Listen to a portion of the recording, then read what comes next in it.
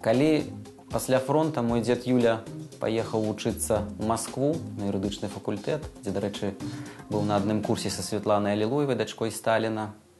І ён вярнуўся на пабыўку у родны Мінск, пасля гэтай велічнай імперыі, пасля амаль некранутай Масквы, вярнуўся ў паўразвалены Мінск і палка распавядаў сваёй маме пра бабе Розе, пра новае дзіва, якое ён бачыў на ўласныя вочы, тэлевізар.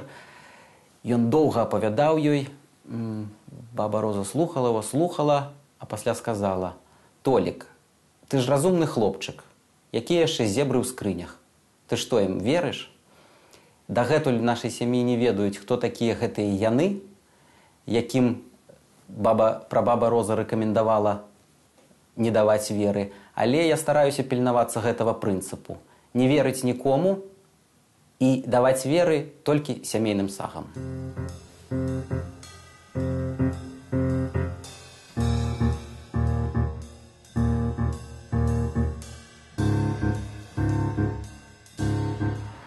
У 1927 годзе мой прадзед Толік атрымаў павышэнне. І з украінскага Нежына ён пераехаў у сталіцу БССР Менск. Ён атрымаў пасаду галоўнага інжынера на гарбарнай фабрыцы.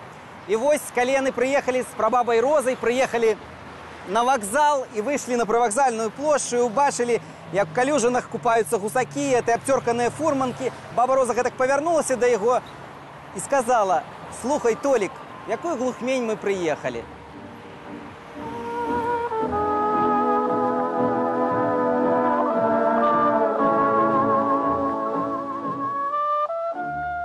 З гэтым будынкам на Валадарскага 9 у мяне звязаны дзве важныя гістарычныя падзеі. Па-першае, гэта абвяшчэнне Беларускай Народнай Рэспублікі. І трошкі пазней, праз 30 гадоў, у гэтым будынку дырэктарам рэстарана працавала моя прабаба Роза. Божа мой, гэтыя белыя какошнікі на галовах афіцыянтаў, гэтыя белыя каўнерыкі, гэтая чырвоная ікра, якую ложкамі карміла прабаба маю маму. Гэты чырвоны пазногаць, якім яна разразала памараніцы, давала беднай дзяўчынцы Алі, маёй маме.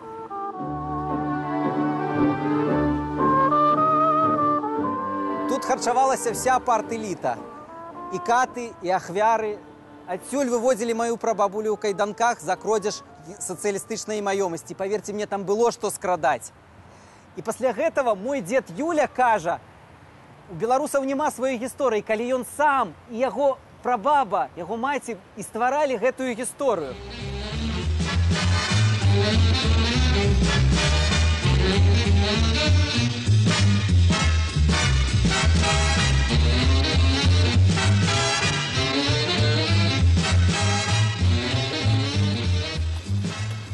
Беларусы без упынку змагаюцца, хто каго перап'е, хто каго перакрычыць у чэргах, хто каго перапрацуе на дачным участку.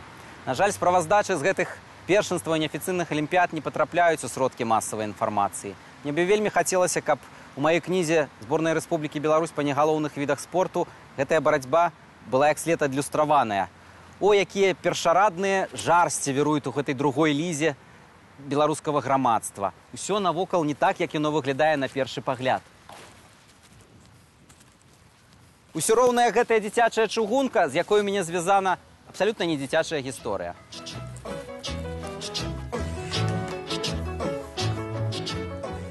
Дзяцінства прамінула ў Менску ля дзіцячай чыгункі, названай у гонар партызана-падрыўніка, работніка чыгуначнага дэпо Канстанціна Заслонава.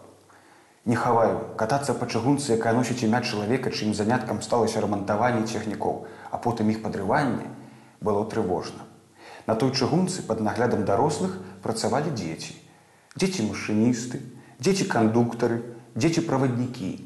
А станцыю атачаў парк культуры і адпачынку імя Чалюскінцаў. Такі сабе дзіцячы лес.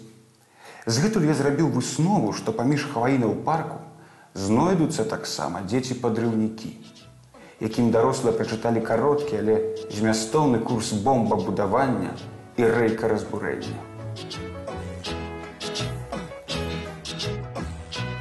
У нашай яблычнай рэспубліцы сюжэты валяцца як бананы. Дастаткова іх збіраць пісьменніцкі мех. Можа быць прыстойнаму чалавеку в Беларусі і не вельмі, а пісьменніку ў самы раз. Уяўляйце, дажынкі. Па цэнтральнай вуліцы горада ідуць сеялкі, веялкі, а збоку туляцца БМВ.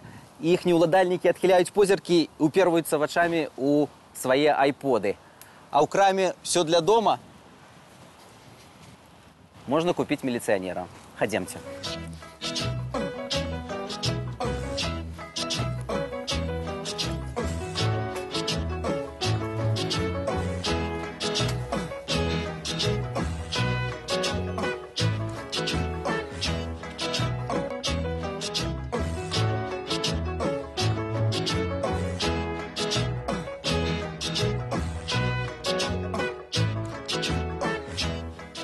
У вітрыне крамы «Тавары для дома» стаяў міліцыянер.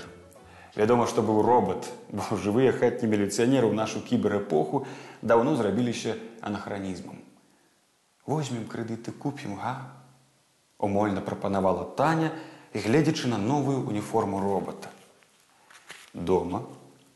Толькі яго ўключылі, робат міліцэйскі адразу ж пачаў шчыраваць. Разагнаў электрашокерам несанкцыянаваную алкаголь-вечарынку, якую ў адсутнасць дзяцей ладзіў са сваімі сабутэльнікамі чесць Толіка. Потым разблытаў справу глухара, куды губляюцца ўсе шкарпэткі пасля машыннага прання. Падрабязнасці справы аператыўная таямніца. Паралельна пры ператрусе робат знайшоў згубленыя колісь таней акуляры, а ў цешчы порначасопісы на продаж. Наступным крокам робат міліцэйскі пералавіў усіх мышэй і пацукоў і, начапіўшы ім флікеры, адпусціў на волю. Сям'я не магла нарадавацца новаму парадку.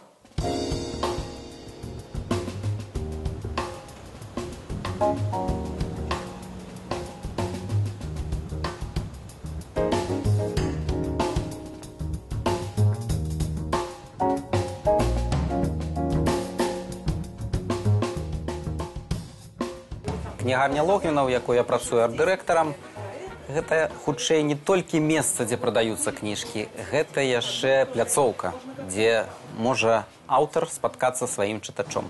Для нас вельмі важна, каб аўтары прыходзілі, праходзілі праз кнігарню, сустракаліся з чытачамі. Акрамя гэтага мы ладзім прэзентацыі, літаратурныя сустрэчы, каб літаратура жыла, каб дыхала, каб была з натуральных матэрыялаў.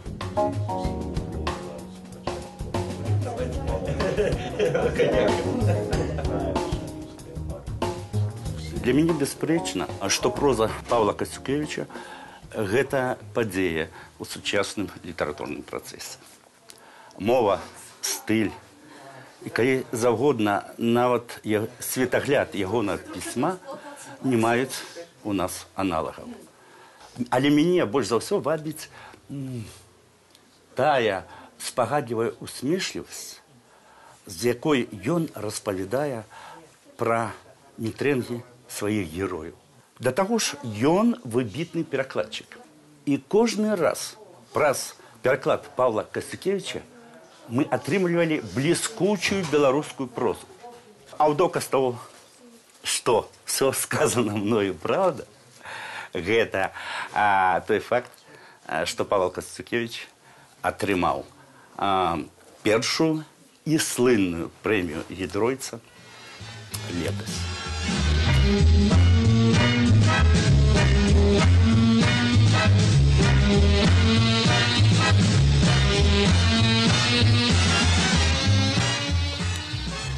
Мама мне кажа: «Сынок, ну што зробіш? Кожнае пакаленне перажывае свой 37-й год нанова. В 40-е гады мой дзед плакаў, калі сядзеў 13 гадоў за палітыку. В 80-е гады бацькі рагаталі, калі быў гэты андропаўскі шухер па падвышэнні дысцыпліны. І цяпер вось ён я, 21-е стагоддзе, 10-е гады. Я не ведаю, ці мне плакаць, ці мне смяяцца».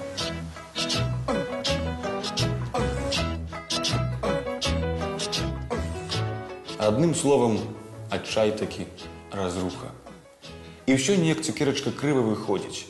Захочаш малака папіць, падыдзеш да халадзільніка, дастанеш пірамідку з малаком. І абавязкова нешта ў цябе наўскасяк пойдзе. Пакетам да крыві распаласуешся, потым грудзі абалеш, у дадатак на падлогу трапіць, паслізнешся і лабачінай аб рог стала. Сядзіш у ружовай лужыні крыві з малаком, плачаш. І так усе 10 гадоў. Яшчэ раз скажу табе, цукерачка, пра два прыкрыя моманты. Вуглы ў дамоў абкусаныя былі, Бо людзі, ідучы на працу ці яшчэ куды, ад голаду зубы ў сцены ванзалі. А метро хадзіла без прыпынкаў. Не верыш, цукерачка?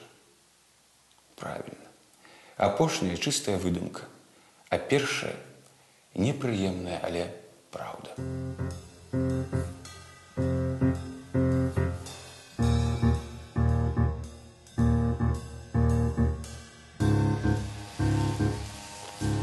Варта зразумець, што ў будучыні, калі запануе беларуская культура і нашы прыйдуць да ўлады, у стасунках паміж людзьмі на фундаментальным узроўні нічога не памяняецца.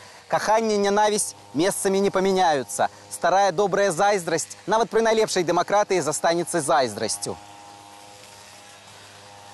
І нашыя гарады будуць насяляць цэлыя табары прыўкрасных няўдачнікаў.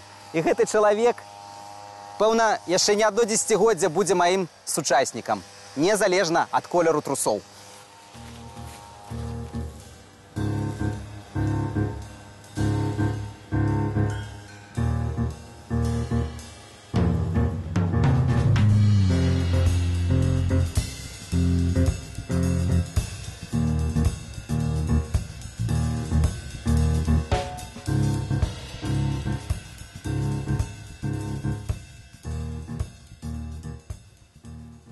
Усё будзе так, як схоча Всявышні.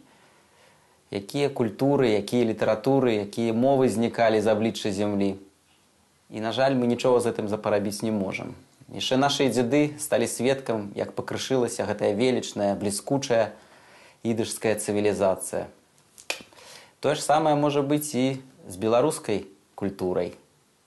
Але тут я хачу прыткнуць свае 3 шэляхі. Хто мы такія, каб мысліць на глобальным гэтым боскім узроўні?